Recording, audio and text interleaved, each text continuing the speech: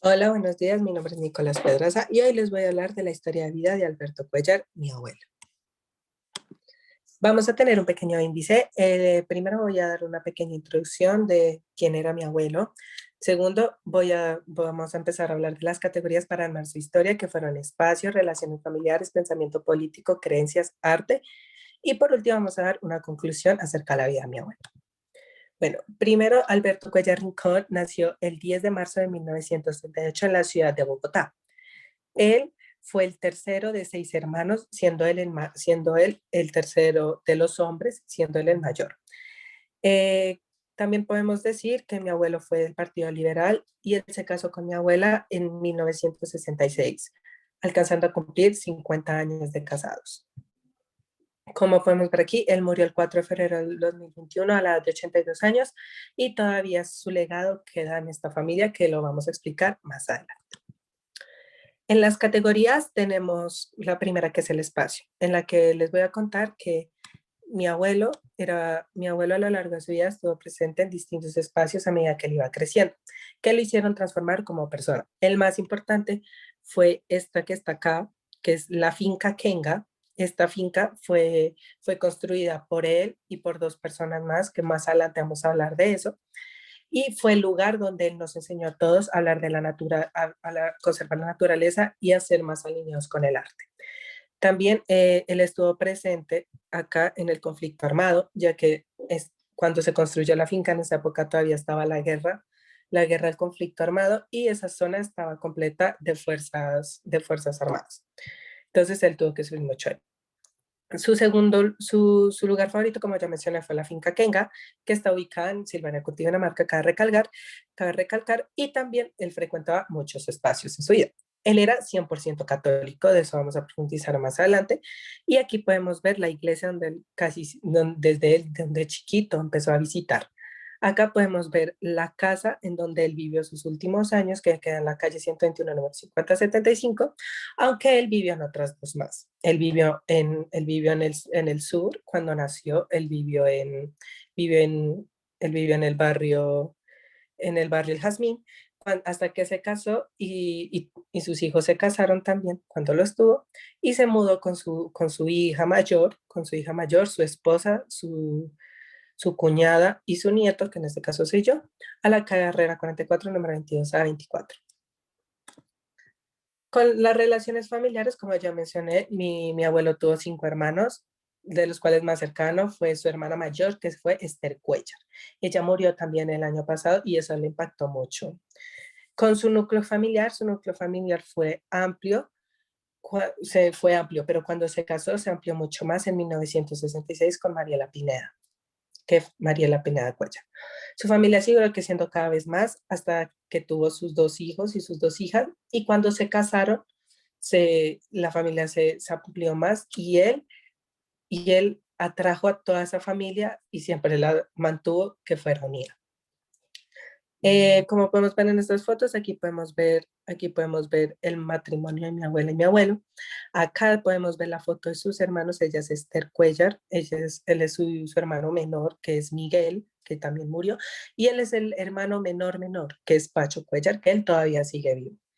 Mi abuelo a lo largo de su vida tuvo que guerrearlo mucho, porque al momento de casarse con mi abuela, él era liberal, y el papá de mi abuela era un liberal arraigado 100%. Entonces lo que le hizo fue afianzar más. Aunque mi abuelo siempre estuvo al frente del Partido Liberal y siempre lo defendió, él estuvo siempre toda su vida pendiente del Partido Liberal. Cuando ya empezó a crecer, dejó ese arraigo, pero igualmente lo seguía teniendo. Él estuvo presente en la muerte de Gaitán, estaba muy pequeño, pero a él le afectó mucho la muerte de Gaitán porque en ese sector hubo mucha violencia, y a él no le afectó tanto, pero sí le afectó. Pero le afectó. También le afectó mucho la muerte de sus familiares. Y al igual que la fuente de la mamá de las guerrillas, que fue la señora Margot, que a ella le afectaba la muerte o cómo sufrían sus familiares. Entonces, eso es algo que hay que tener en cuenta. Después tenemos el pensamiento político. Como ya mencioné, mi abuelo nació en una cuna 100% liberal, lo que lo hizo tener muchos problemas a medida que él iba creciendo. Aquí podemos ver una foto de él cuando era más joven. pero su pensamiento político empezó como tal a ser 100% radical cuando se casó con mi abuela. A diferencia de esta época machista, donde los hombres le implantaban a las mujeres como su pensamiento, que fue lo que le pasó a Margot y lo que nos explicaba la historia concisa de Colombia, el libro leído en clase, podemos darnos cuenta que la sociedad machista era la que le implantaba a las mujeres el pensamiento, pero en este caso fue al revés. Mi abuelo cuando se casó decidió no ser machista, al contrario, le ayudó a sus hijos a que quitaran ese arraigo de su vida y sus suegros le implantaron esa postura política, 100% liberal, porque esa era otra de las condiciones que querían para que se casara con mi abuela.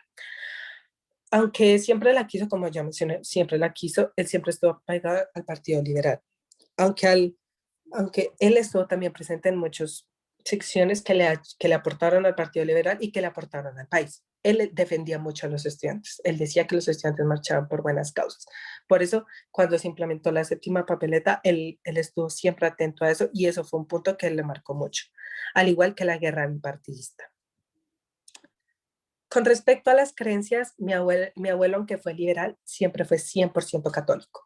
100% católico, y aunque él estaba en contra de muchas cosas de la iglesia. Una de esas era que para él era absurdo que los sacerdotes no se pudieran casar o las monjas, ya que tenían derecho a amar. Eh, También mi abuelo empezó a cambiar mucho su percepción en su percepción política y de las creencias, cuando en 1994 se pasó un proyecto de ley que decía que que ya era legal crear más partidos. Entonces a él se le empezó a caer su arraigo político hasta que hoy en día, antes de morir, no, como tal no tenía un arraigo político y le disgustaba que hablaran de eso.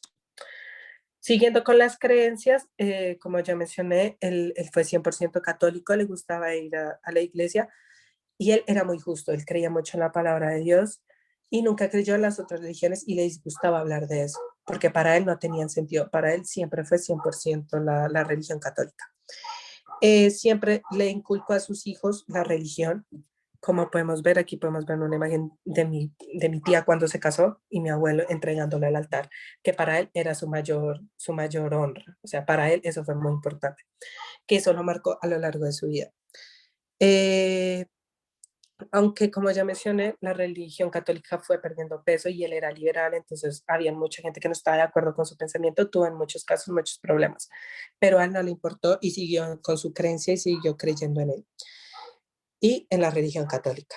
Como ya mencioné, le disgustaba y él decía que solo había una frase que él implementaría. Él creía mucho en el ciclo de la vida, en el inicio y la muerte. Entonces él decía, en polvo eres, en polvo te convertirás, que es un relato de la Biblia que se dice en miércoles de ceniza y él era lo único que creía. Además de Dios y todo eso, él fue lo único que creyó. Con respecto al arte, mi abuelo a lo largo de su vida estuvo rodeado del arte.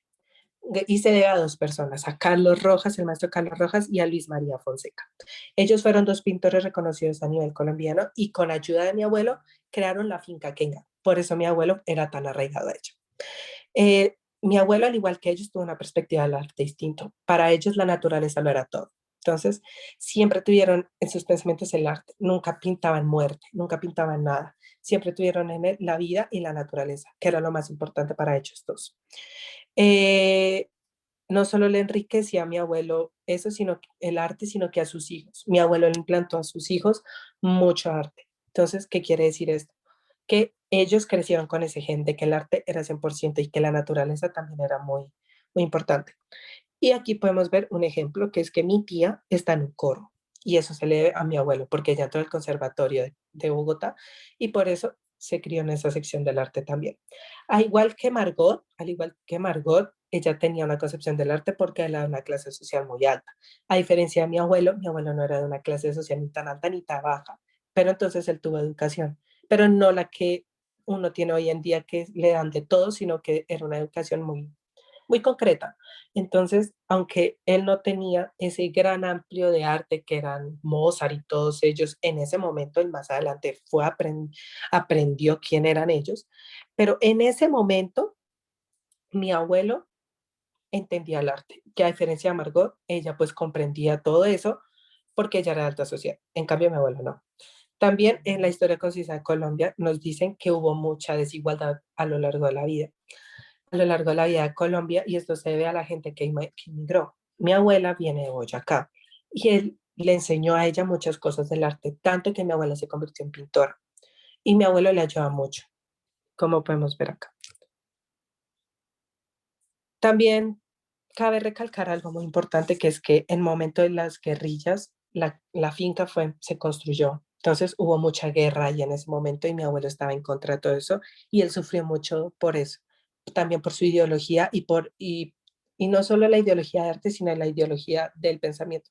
Al ser era un liberal, él quería que todos no fuéramos libres, pero tengáramos los mismos derechos. Y la guerrilla lo manipuló tanto Silvania en esa época que mi abuelo, Luis María Fonseca y el maestro Carlos Rojas estuvieron muchas veces amenazados.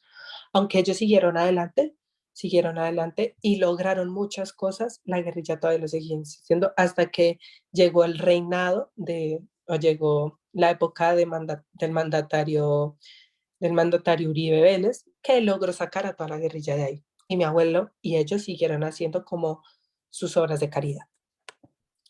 Ya a manera de conclusión, quiero decir que mi abuelo decidió vivir la vida que era por dos razones.